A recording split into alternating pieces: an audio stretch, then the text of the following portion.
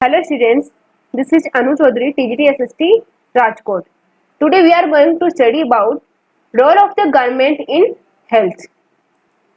देखिए जैसे कि आप इस चैप्टर की हेडिंग समझते हैं, role of the government in health, government and health. इसको देखने पर पता चलता है कि जो चैप्टर है बहुत ही इंटरेस्टिंग होने वाला है। आपको इस चैप्टर को पढ़ने के बाद में, समझने के बाद में एक नया पर्सपेक्टिव समझ में आएगा कि कैसे जो गवर्नमेंट्स हैं वो अपना रोल प्ले करती हैं इन हेल्थ के अंदर, क्योंकि जो हेल्थ होती है वो बहुत ही इंपॉर्टेंट होती है और इसके अंदर हेल्थ को इंश्योर करने में जो गवर्नमेंट है वो अपना क्या रोल प्ले कर रही है वो ही हम इस चैप्टर के अंदर स्टडी करने वाले हैं। इसके अलावा हेल्थ से जुड़े कुछ इश्यूज हम इस चैप्टर के थ्रू जानेंगे। तो हम कह सकते हैं कि जो चैप्टर है बहुत ही नॉलेजफुल है आपके लिए।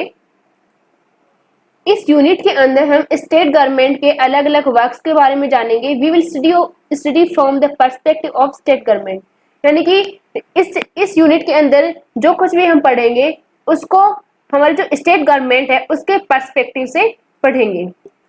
अब हेल्थ के अंदर स्टेट गवर्नमेंट क्या रोल प्ले करती है वो इस चैप्टर के अंदर हम जानेंगे।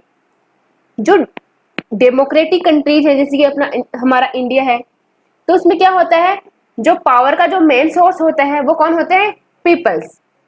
अब पीपल्स क्या एक्सपेक्ट करते हैं गवर्नमेंट से, जो पीपल्स होते हैं उनका एक्सपेक्टेशंस क्या होती है, वेलफेयर ऑफ पीपल। जनता चाहती है, पीपल्स चाहते हैं कि उनका भला हो। जैसे कि हम एग्जांपल लें, जैसे इलेक्शन टाइम में एक बार हम किसी अलग पार्टी को वोट दे देते हैं और अगली बार हम किसी अलग पार्टी को वोट दे देते हैं। तो ये क्यों देते हैं, अगर वो पहले वाली जो पार्टी है वो पीपल्स के लिए वेलफेयर नहीं कर पा रही है तो दूसरी बार क्या करते हैं, वो दूसरी वाली पार्टी को चूज करते हैं। हमारी जो एक्सपेक्टेशंस हैं एज ए पीपल या एज ए सिटीजन हमेशा ये रहती हैं कि जनता का भला हो, वेलफेयर ऑफ पीपल्स। जो स्टेट गवर्नमेंट है या जो सेंट्रल गवर्नमेंट है वो जो भी वर्क करे वो किसके लिए वर्क करे, पीपल्स के वेलफेयर के लिए वर्क करे।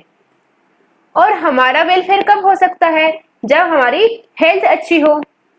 जनता का भला कब होगा, जब अच्छी रोड्स होंगी, अच्छी लाइट्स होगी, महंगाई नहीं होगी ज्यादा, क्लीनिंग अच्छी होगी, वहां पर जो हेल्थ केयर फैसिलिटी होगी वो अच्छी होगी। तो ये सब भी एक टाइप से वेलफेयर का ही एक पार्ट होता है। अब अगर हम सिटीजन्स का ओवरऑल वेलफेयर देखते हैं तो उसके अंदर हमारा जो हेल्थ केयर है वो भी आता है। अब मान लीजिए आपको अच्छी रोड्स मिल रही हैं, बहुत क्लीनिंग भी रहता है, वाटर भी टाइम पे मिल रहा है, सभी फैसिलिटीज मिल रही है, लेकिन अगर आपकी हेल्थ ही अच्छी नहीं है तो उन सभी फैसिलिटीज का होने का कोई फायदा नहीं है। अगर आपकी हेल्थ अच्छी नहीं है तो क्या आप खुश रह पाएंगे, क्या आप उन सभी फैसिलिटीज का यूज कर पाएंगे अच्छे से, नहीं। सो वेलफेयर ऑफ पीपल्स के अंदर हमेशा हेल्थ भी आता है। अब अगर गवर्नमेंट को सिटीजन्स का भला करना है, उनके वेलफेयर के लिए वर्क करना है तो गवर्नमेंट को उनकी हेल्थ के बारे में भी सोचना पड़ेगा। तो वही सभी चीजें, वही सभी थिंग्स इस चैप्टर के अंदर इंक्लूड की गई हैं, वही चीजें इस चैप्टर के अंदर बताई गई हैं। So relate this with the work of government, यानी कि इन सभी चीजों को किससे रिलेट करो, गवर्नमेंट से रिलेट करो। गवर्नमेंट जो वर्क कर रही है पीपल्स के वेलफेयर के लिए उससे रिलेट करो। तो जो गवर्नमेंट होती है वो इंश्योर करती है अपने जो सिटीजन्स होती हैं उनकी हेल्थ को। तो जो गवर्नमेंट होती है वो इंश्योर करती है कि जो पीपल्स हैं उनका वेलफेयर हो। अब पीपल्स का वेलफेयर क्यों हो, क्योंकि ये एक्सपेक्ट करते हैं पीपल्स किससे, स्टेट गवर्नमेंट से।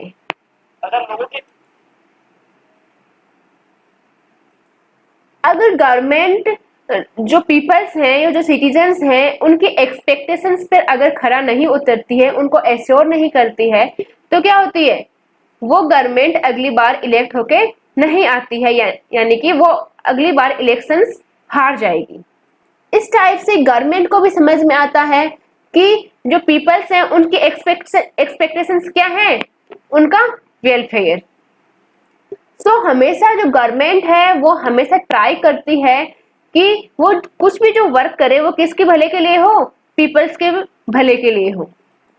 अब जो गवर्नमेंट होती है उसको पीपल के वेलफेयर के लिए वर्क करने में बहुत सारे चैलेंजेस को फेस करना पड़ता है, बहुत सी नई नई प्रॉब्लम्स आती हैं और वो उन प्रॉब्लम्स को फेस करते हैं और वो ट्राई करते हैं कि जो पीपल्स होते हैं उनको एक अच्छा वर्क दिया जाए या फिर उनको अच्छी फैसिलिटीज प्रोवाइड कराई जाए। So what we are going to study in this chapter, हम इस चैप्टर के अंदर क्या क्या पढ़ने वाले हैं? Health, health care in India, public and private health care, the story of Hakim Sheikh की स्टोरी पढ़ने वाले हैं। Health care and equality, equality और हेल्थ केयर का क्या रिलेशन है वो पढ़ने वाले हैं। Challenges to equal and quality health care facility, role of government in it, the Kerala experience, the Costa Rican approach. इन सभी टॉपिक्स को हम बहुत ही ब्रॉडली पढ़ने वाले हैं। अब हम स्टार्ट करना जा रहे हैं एक new topic, what is health. तो what is health? Health means our ability to remain free from illness and injuries. इसका मतलब है कि हम कभी बीमार नहीं हो, हमें किसी टाइप का इंजरी नहीं हो, तो इसका मतलब होता है कि हम हेल्दी हैं।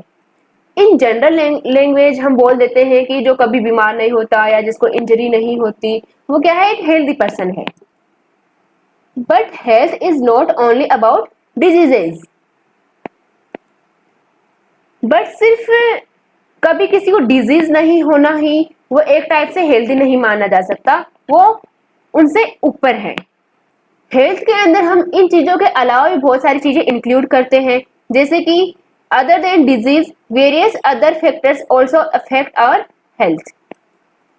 जो डिजीजेज होती हैं उनके अलावा भी बहुत सारे ऐसे फैक्टर्स होते हैं जो हमारी हेल्थ को अफेक्ट करते हैं, जैसे कि clean drinking water, proper nutritious food. चलो तो हम इसको अच्छे से समझते हैं। आप कभी ऐसे नहीं बोल सकते कि अगर आप कभी बीमार नहीं होते हो, कभी आपको डिजीज नहीं होते है, तो इसका मतलब ये नहीं कि आप हेल्दी हो, क्योंकि जो आपकी हेल्थ होती है वो अदर फैक्टर्स पे भी बहुत डिपेंड करती है। अब अदर फैक्टर्स कौन कौन से, जैसे कि क्लीन ड्रिंकिंग वाटर, यानी कि जो आप पानी पीते हैं क्या वो क्लीन है, यानी कि जो आपका पानी पीने का जो पानी है क्या वो प्योर है, क्या वो एडिबल है। सेकंड है प्रॉपर न्यूट्रिशियस फूड, यानी कि जो आप खाना खा रहे हैं उसके अंदर प्रॉपर न्यूट्रिशन है या नहीं। तो यहाँ पर सीधा सा मतलब ये है कि अगर आपको कभी डिजीज नहीं होती है या आप बीमार नहीं हो, तो इसका मतलब ये नहीं है कि आप एक हेल्दी पर्सन हो जब तक कि आप जो पीने का जो पानी है वो बिल्कुल क्लीन नहीं पीते हो, या जो आप खाना खाते हो उसके अंदर प्रॉपर न्यूट्रिशंस नहीं होते हैं। तो भले ही आप इस टाइम तो हेल्दी हो, लेकिन फ्यूचर में क्या हो जाओगे, आप बीमार हो जाओगे। तो इसके लिए क्या करना होगा, आपको जो वाटर है वो कैसा होना चाहिए, क्लीन होना चाहिए, और जो आपका जो खाना है वो कैसा होना चाहिए, न्यूट्रिशन से भरपूर होना चाहिए। अब ये तो क्या हुआ, ये तो सभी फिजिकल चीजें हो गई, जैसे कि प्योर वाटर हो या फिर न्यूट्रिशन से भरपूर खाना हो। तो ये सारी जो चीजें हैं मिलकर हेल्थ बनाती हैं। इनके अलावा भी बहुत सारी चीजें आती हैं। अब वो कौन से आती हैं? Health depends on the overall development of an individual, यानी कि आप हैं वो सिर्फ बीमारियों पे ही डिपेंड नहीं रहोगे, या आप बीमार नहीं हो तो आप हेल्थी नहीं माने जाओगे। और भी बहुत सारे डायमेंशंस हैं और भी बहुत सारे फैक्टर्स हैं जो आपको इफेक्ट करते हैं। वो कौन से? Active and good spirit in every sphere of life, यानी कि आपको वाटर तो क्लीन मिलना ही चाहिए, प्रॉपर न्यूट्रिशियस फूड मिलना ही चाहिए, लेकिन साथ में ही आपको हर फील्ड के अंदर, हर स्फेयर के अंदर आपको एक्टिव होना चाहिए और उसके लिए आपको गुड स्पिरिट होनी चाहिए। जैसे कि क्लास के अंदर आप एक अच्छे स्टूडेंट का रोल प्ले करते हो, फिर उसके बाद में आप गेम्स वगैरह या स्पोर्ट्स वगैरह में जाते हो तो आप एक अच्छी टीम के कैप्टन भी हो सकते हो। तो स्कूल के अंदर आप बहुत सारे ऐसे रोल होते हैं जो प्ले करते हो। तो जो आपका जो लाइफ का जो एवरी स्टेज है उसके अंदर आप एक्टिव पर्सनैलिटी की तरह पार्ट करो, आप हर प्रॉब्लम को अच्छे से फेस कर पाओ, कुछ भी करने के लिए आप हमेशा एक्टिव रहो, रेडी रहो। तो ये है active and good spirit in every sphere of life. Next है नो मेंटल स्ट्रेन। यहाँ पर हम स्ट्रेन का मतलब है स्ट्रेस, यानी कि आप और किसी भी टाइप का मेंटल स्ट्रेस नहीं होना चाहिए। मेंटल स्ट्रेस क्या होता है, जैसे कि कभी कभी क्या होता है, कुछ स्टूडेंट्स होते हैं जो एग्जाम टाइम में बहुत ज्यादा स्ट्रेस में आ जाते हैं, वो अच्छे से स्टडी नहीं कर पाते, बहुत ज्यादा प्रेशराइज्ड हो जाते हैं। तो इसका मतलब है कि उनकी मेंटल हेल्थ अच्छी नहीं है, और हम मेंटल हेल्थ को भी हेल्थ के अंदर ही इंक्लूड करते हैं। एक हेल्दी ब्रेन होना ही एक हेल्दी पर्सन की विशेषता होती है। अब हम न्यू टॉपिक स्टार्ट करने जा रहे हैं, health care in India. Previous जो टॉपिक था उसके अंदर हमने हेल्थ के बारे में पढ़ा था, व्हाट इज हेल्थ, हेल्थ क्या होती है, हेल्थ को कौन से फैक्टर्स हैं वो इफेक्ट करते हैं। तो ये सभी चीजें प्रीवियस जो टॉपिक था उसके अंदर हमने देखा था। इस टॉपिक के अंदर हम देखेंगे हेल्थ केयर इन इंडिया, यानी कि जो हेल्थ केयर होते हैं उनकी इंडिया के अंदर क्या सिचुएशन है, क्या जो इंडिया की जो गवर्नमेंट है वो हेल्थ को इंश्योर कर पा रही है, और need for the health care, यानी कि हमें हेल्थ केयर की क्यों जरूरत पड़ती है। तो क्यों जरूरत पड़ती है, to prevent and treat illness,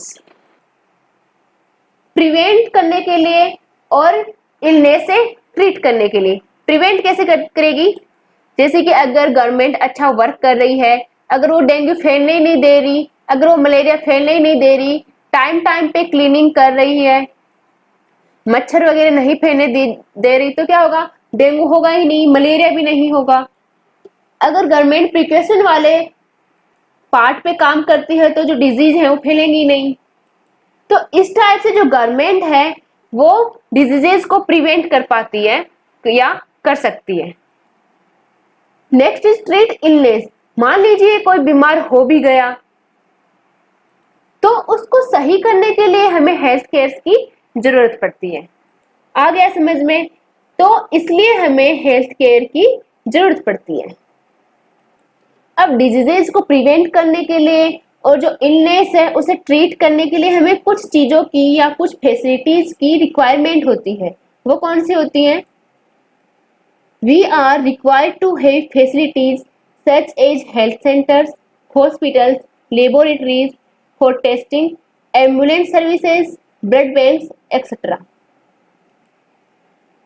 illness से ट्रीट करने के लिए हमारे पास क्या होने चाहिए, हेल्थ सेंटर्स होने चाहिए, अच्छे हॉस्पिटल्स होने चाहिए, लेबोरेटरीज होनी चाहिए जहां पर हम चेक करवा सके अपने बॉडी को, या जहां पर टेस्ट वगैरह करवा सके, एम्बुलेंस होना चाहिए और ब्लड बैंक्स होने चाहिए।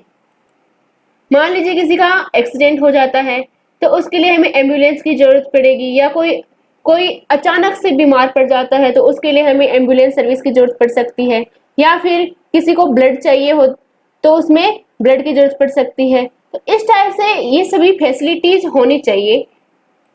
ये सभी चीजें होंगी तभी हम जो इलनेस है उसे अच्छे से ट्रीट कर पाएंगे। After this, in order to run such facilities we need health workers।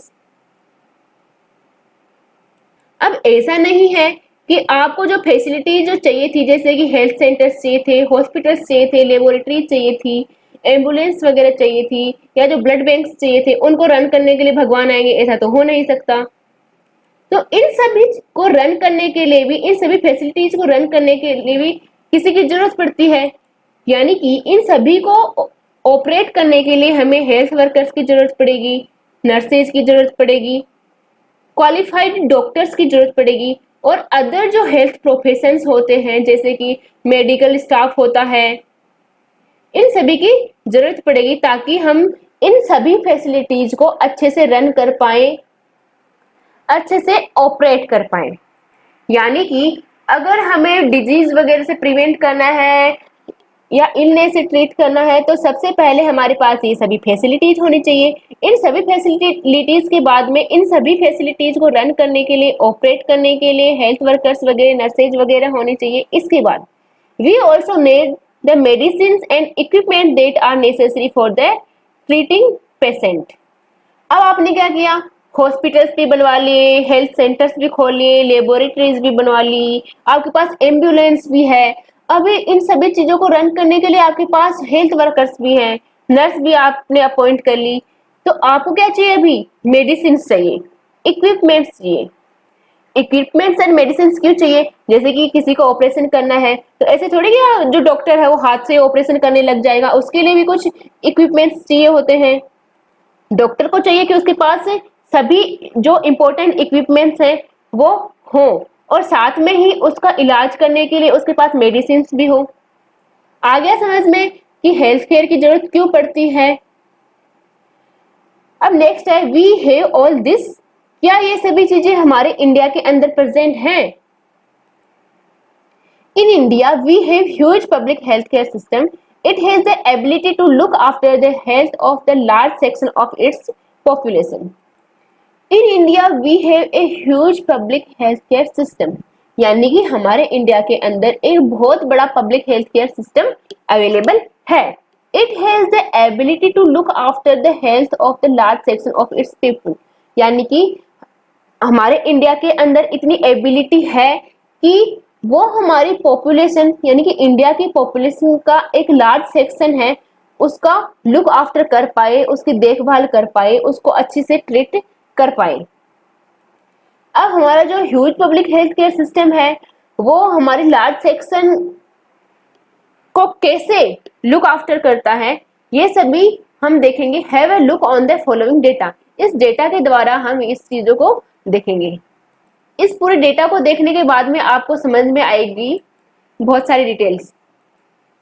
India has the largest number of medical colleges in the world and is among the largest producers of doctors. Approximately 15,000 new doctors qualify every year. India के अंदर सबसे ज्यादा numbers में doctors हैं, sorry medical colleges हैं।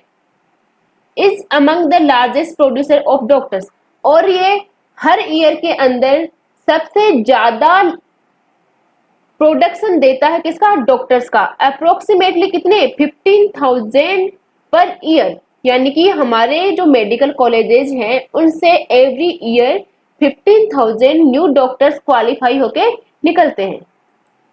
यही नहीं, health care facilities have grown sustainably over the years.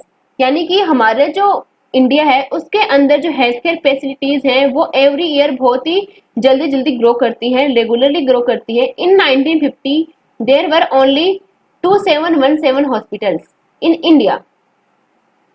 यानी कि 1950 के अंदर इंडिया के अंदर सिर्फ इतने हॉस्पिटल्स थे। उसके बाद 1991 के अंदर देयर वर 11,174 हॉस्पिटल्स। यानी कि उसके बाद में 1950 के अंदर सिर्फ इतने हॉस्पिटल्स थे, लेकिन 1991 तक आते आते इंडिया के अंदर 11,174 हॉस्पिटल्स न्यू हो गए। इन 2000 द नंबर ग्रू टू 18,218, और 2000 आते आते जो हॉस्पिटल्स का जो नंबर है वो ग्रो होके कहां तक पहुंच गया? 18,218। इन सभी डेटा को देखने के बाद पता चल रहा है कि हमारे इंडिया के अंदर जो हेल्थ केयर फैसिलिटीज है वो रेगुलरली बढ़ रही हैं, डेवलप हो रही हैं। India gets a large number of medical tourist from many countries. अब टूरिस्ट का मतलब तो आप जानते ही हो, जो कि घूमने जाते हैं। अब इंडिया के अंदर लार्ज नंबर में जो मेडिकल टूरिस्ट हैं यानी कि इलाज कराने वाले लोग आते हैं अदर कंट्रीज से। They come from treatment in some of the hospitals in India that are compared with the best hospitals in the world. अब वो इंडिया के अंदर जो मेडिकल टूरिस्ट आते हैं वो घूमने के लिए तो नहीं आते होंगे, वो किस लिए आते हैं? वो अपना इलाज कराने के लिए आते हैं। और यहाँ के जो हॉस्पिटल्स हैं वो जो वर्ल्ड के जो बेस्ट हॉस्पिटल हैं उनके साथ कंपेयर करते हैं। यानी हमारे जो हॉस्पिटल्स हैं उनकी गिनती वर्ल्ड के जो सबसे बेस्ट हॉस्पिटल्स हैं उनमें की जाती है। India is the third largest producer of medicine in the world and is also a larger exporter of medicine. यहाँ पर हमने देखा था कि इंडिया के अंदर सबसे ज्यादा मेडिकल कॉलेजेस हैं और यहाँ से सबसे ज्यादा डॉक्टर्स क्वालिफाई होकर निकलते हैं। उसके बाद भी हमने देखा था कि इंडिया के अंदर जो हॉस्पिटल्स हैं या जो हेल्थ केयर फैसिलिटीज है वो डे पर डे बढ़ती जा रही है। एवरी ईयर बहुत सी ऐसी फैसिलिटीज हैं जो डेवलप होती है। उसके बाद भी हमने देखा था कि इंडिया के अंदर बहुत से मेडिकल टूरिस्ट आते हैं जो कि इंडिया के अंदर ट्रीटमेंट करवाते हैं और यहाँ पर वर्ल्ड के सबसे बेस्ट हॉस्पिटल्स हैं। इसके अलावा अच्छी बात यह है कि इंडिया जो है मेडिसिन के फील्ड में सबसे बड़ा प्रोड्यूसर माना। This is the third largest producer of medicine, यानी कि ये वर्ल्ड में थर्ड नंबर पे आता है मेडिसिन को प्रोड्यूस करने में। और ये एक लार्ज एक्सपोर्टर है मेडिसिन का, यानी कि इंडिया से जो मेडिसिन है वो दूसरी कंट्रीज के अंदर जाती है, वो भी लार्ज क्वांटिटी के अंदर। अब आप ये सोच रहे होंगे कि जो इंडिया के अंदर इतने ज्यादा मेडिकल टूरिस्ट क्यों आते हैं। तो पहली बात तो ये है कि यहाँ पर बहुत अच्छे हॉस्पिटल्स हैं, यहाँ पर ट्रीटमेंट अच्छा होता है। लेकिन दूसरी जो मोस्ट इम्पोर्टेंट चीज है वो ये है कि हमारी कंट्री के अंदर जो ट्रीटमेंट का जो एक्सपेंडिचर आता है वो और कंट्रीज की कंपेरिजन में क्या होता है, कम होता है। यानी कि यहाँ पर जो ट्रीटमेंट मिलता है वो भी अच्छा होता है और उसके ऊपर जो एक्सपेंडिचर आता है वो भी क्या होता है, कम होता है। अब इसमें हमने देखा था सभी पॉजिटिव इम्पैक्ट, सभी पॉजिटिव थिंग्स कि हमारे यहाँ पर बहुत ही ज्यादा कॉलेजेस है मेडिकल की, यहाँ पर हमेशा जो हेल्थ केयर फैसिलिटीज है वो हमेशा ग्रो करती रहती हैं। यहाँ से दूसरी कंट्री के लोग भी अपना इलाज कराने के लिए आते हैं और यहाँ से बहुत ही ज्यादा क्वांटिटी के अंदर मेडिसिन का प्रोडक्शन होता है और वो दूसरी कंट्रीज के अंदर एक्सपोर्ट की जाती है। तो ये क्या थी, ये सभी पॉजिटिव थिंग्स थी। तो अब देखिए हम इसकी कुछ नेगेटिव थिंग्स भी देख लेते हैं।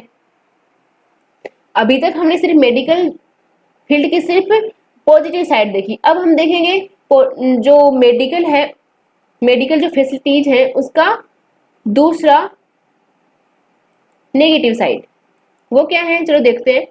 Most doctors settle in urban areas, people in rural area have to travel long distances to reach a doctor. The number of doctors with respect to the population is much less in rural areas. अब क्या होता है, most doctor settle in urban area, यानी कि जो जो doctors होते हैं वो डॉक्टर बनने के बाद में वो सेटल हो जाते हैं अर्बन एरियाज में, यानी कि वो शहरों के अंदर सेटल हो जाते हैं। People in rural area have to travel long distance to reach a doctor.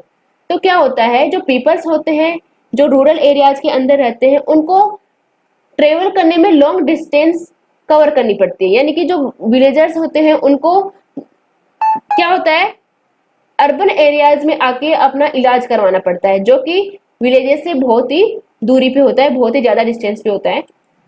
The number of doctors with respect to the population is much less in rural area. तो क्या है, सभी डॉक्टर्स तो जा जाके अर्बन एरियाज में बैठ गए, तो जो द नंबर ऑफ डॉक्टर्स है, यानी कि जो डॉक्टर्स है वो बहुत ही कम हो जाते हैं। बहुत जो पॉपुलेशन होती है रूरल एरियाज के अंदर उनके कंपैरिजन में जो डॉक्टर्स हैं वो बहुत ही कम हो जाते हैं, यानी कि उतने डॉक्टर्स रूरल एरियाज में नहीं मिल पाते जितनी वहां पर पॉपुलेशन होती है। इसके बाद है about 5 lakh people die from tuberculosis every year, this number is almost unchanged since independence. Almost 2 million cases of malaria are reported every year and this number isn't decreasing। अब इधर हमने देखा था कि हमारे कंट्री के अंदर हेल्थ केयर फैसिलिटीज हैं, जो हॉस्पिटल्स हैं वो एवरी ईयर क्या कर रहे हैं, ग्रो कर रहे हैं, तो हम इस चीज से बहुत ज्यादा खुश थे। लेकिन इसका नेगेटिव इफेक्ट देखते हैं, नेगेटिव साइड देखते हैं। अबाउट 5 लाख पीपल्स, यानी कि हमारे कंट्री में लगभग 5 लाख पीपल्स हमेशा मतलब उनकी मौत हो जाती है टीबी की वजह से, ट्यूबरकुलोसिस बोलते हैं जिसको हम शॉर्ट फॉर्म में टीबी बोलते हैं। This number is almost unchanged, और ये जो नंबर है वो कभी भी मतलब ज्यादा चेंज नहीं होता, अबाउट उतना ही रहता है 5 लाख के समथिंग हर ईयर। और अबाउट 2 मिलियन पीपल्स, यानी कि 2 मिलियन के लगभग लोग मलेरिया की वजह से क्या हो जाते हैं, उनकी डेथ हो जाती है। और ये जो नंबर है मलेरिया से डेथ होने वाला भी कभी डिक्रीज नहीं होता है। तो इसका मतलब है हमारे पास हेल्थ केयर इतनी अच्छी फैसिलिटीज हैं, इतने ज्यादा हॉस्पिटल्स हैं, लेकिन फिर भी कुछ डिजीज ऐसी हैं जिनकी वजह से हमेशा ही एवरी ईयर बहुत ज्यादा मौतें होती हैं और उनके लिए हम कुछ भी नहीं कर पा रहे हैं, भले ही हमारे पास कितने भी डॉक्टर्स हो या फिर कितनी भी जो मेडिकल फैसिलिटीज होती है वो हो। We are not able to provide clean drinking water to all. हमारी जो गवर्नमेंट है वो एबल नहीं है प्रोवाइड कराने में क्लीन ड्रिंकिंग वाटर, यानी कि जो पीने वाला जो पानी होता है वो सभी लोगों को प्रोवाइड कराने में क्या नहीं है, एबल नहीं है। 21% of all communicable disease are water borne, यानी कि 20% जो कम्युनिकेबल डिजीज होती है वो सिर्फ किसकी वजह से होती है, वाटर की वजह से, यानी कि अच्छा वाटर नहीं मिल पाता है, उसकी वजह से बहुत सारी बीमारियां ऐसी हैं जो किसकी वजह से होती है, वाटर की वजह से, अच्छा वाटर नहीं मिल पाने की वजह से। जैसे कौन कौन सी, डायरिया, वॉर्म्स, हेपेटाइटिस एक्सेट्रा, यानी कि ये जो बीमारियां होती हैं वो मोस्ट ऑफ किसकी वजह से होती है, वाटर की वजह से। वाटर की वजह से कैसे, क्योंकि जो हमारी गवर्नमेंट है वो हमें एक अच्छा जो ड्रिंकिंग वाटर है वो हमें क्या प्रोवाइड नहीं करा पा रही है। नेक्स्ट है, half of all children in India do not get adequate food to eat and are undernourished. यहाँ पर हमने देखा था कि इंडिया के अंदर बहुत ज्यादा बड़े लेवल पे प्रोडक्शन हो रहा है मेडिसिन का और हम दूसरी कंट्रीज के अंदर भी इसको एक्सपोर्ट कर रहे हैं, लेकिन हम दूसरी साइड देखते हैं कि half of all children in India, यानी कि इंडिया के अंदर जितने भी चिल्ड्रन हैं उनके जो हाफ है वो क्या है, उनको एडिकेट फूड नहीं मिल पा रहा, यानी कि उनको जितनी जरूरत है उतनी उनको फूड प्रोवाइड नहीं हो पा रहा एंड आर अंडर नरिश्ड, और अच्छा खाना नहीं मिल पाने की वजह से या कम मिल पाने की वजह से वो क्या है, अंडर नरिश्ड है। अंडर नरिश्ड का मतलब होता है कुपोषण, जब फूड के अंदर एप्रोप्रिएट या जितने न्यूट्रिशन चाहिए होते हैं वो अगर उसको नहीं मिल पाते हैं तो क्या हो जाता है, उसको बहुत सारी बीमारियां लग जाती हैं और वो क्या हो जाता है, अंडर नरिश्ड हो जाता है। अब इन दोनों कॉलम्स को पढ़ने के बाद में हमें पता चलता है कि इंडिया के अंदर इतनी अच्छी हेल्थ केयर फैसिलिटीज होने के बाद में भी इंडिया को बहुत सारे फील्ड्स के अंदर क्या करना पड़ रहा है, प्रॉब्लम्स को फेस करना पड़ रहा है, यानी कि बहुत सारे चैलेंजेस हैं गवर्नमेंट के सामने हेल्थ केयर फैसिलिटीज प्रोवाइड कराने के अंदर। तो इस टाइप से हमने पॉजिटिव और नेगेटिव दोनों साइड्स देखी। अब हम एक न्यू टॉपिक स्टार्ट करते हैं। हमने दोनों टेबल्स को बहुत ही अच्छे से पढ़ा। उन दोनों टेबल्स को पढ़ने के बाद में हमें क्या समझ में आया, what do you understand from both are the columns, यानी कि वो दोनों जो पॉजिटिव और जो नेगेटिव इम्पैक्ट्स वाले जो कॉलम्स थे, दोनों साइड वाले जो कॉलम थे उनको पढ़ने के बाद में हमें क्या समझ में आता है। With all the positive development, we are not able to provide proper healthcare facilities to people, यानी कि हमारे पास भले ही इतने सारे हेल्थ केयर फैसिलिटीज हो, इतने सारे डेवलपमेंट हो, लेकिन उसके बाद में भी हम जो प्रॉपर जो हेल्थ केयर फैसिलिटीज हैं वो पीपल्स को नहीं प्रोवाइड करा पा रहे हैं। अब क्यों नहीं करा पा रहे, वाई, लेक ऑफ रेस्पॉन्सिबिलिटी।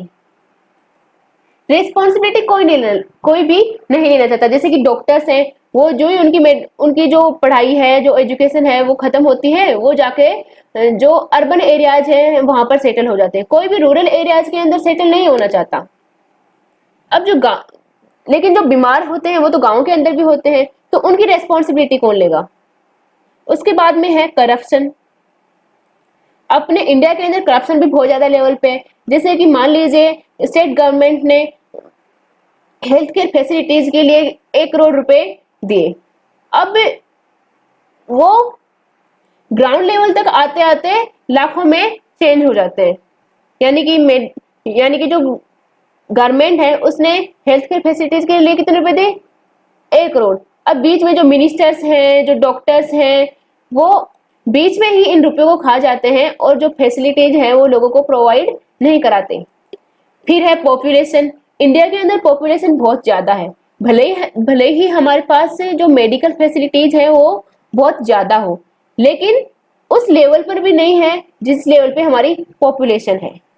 हमारे पास उतने हॉस्पिटल्स नहीं होते हैं, हॉस्पिटल्स होते हैं तो वहां पर बेड नहीं होते हैं, बेड है तो वहां पर डॉक्टर्स नहीं होते हैं, या फिर इक्विपमेंट्स नहीं होते हैं।